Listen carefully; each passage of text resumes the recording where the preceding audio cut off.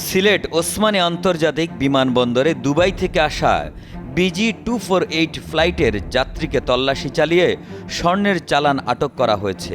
25 April শুক্রবার সকালে ওসমানী আন্তর্জাতিক বিমানবন্দরে অবতরণ করে এই ফ্লাইটটি।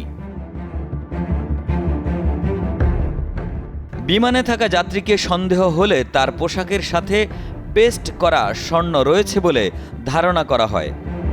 পরবর্তীতে বডি স্ক্যান করলে ওই যাত্রীর পোশাকে স্বর্ণ মোড়ানো রয়েছে বলে নিশ্চিত হয় কাস্টমস ও NSI সদস্যরা। আমরা দুবাই থেকে এই ফ্লাইট আসার আগেই আমরা এই যাত্রীর ছবি পাই এবং তার কাছে এইভাবে লেমিনেটিং করা, তার পোশাকের ভিতরে স্বর্ণ লেমিনেটিং করা, এইভাবে আমরা একটা মেসেজ পাই তার ছবি সহ।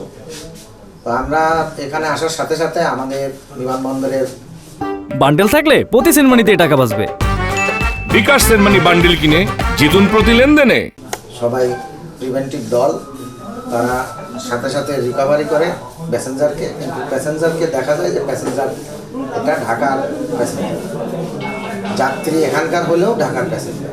সাথে সাথে আমরা তার সন্দেহ করি, তার পোশাক খুলে আমরা ওয়েট নেই, প্রাথমিকভাবে দেখি যে হ্যাঁ এটা সন্দেহজনক এবং আমাদের তার ইনফরমেশন রাইট। আটক ব্যক্তির নাম আলিমউদ্দিন। তিনি সিলেটের গোয়াইনঘাট উপজেলার গহরা গ্রামের শাহাবুদ্দিনের ছেলে। তার বিরুদ্ধে আইন অনুযায়ী ব্যবস্থা নেওয়া হয়, নিশ্চিত করেন কাস্টমস কর্মকর্তা। সিলেট থেকে কবির আহমেদের পাঠানো তথ্যচিত্রে ডেস্ক রিপোর্ট। একে আজাদ, কালের কণ্ঠ।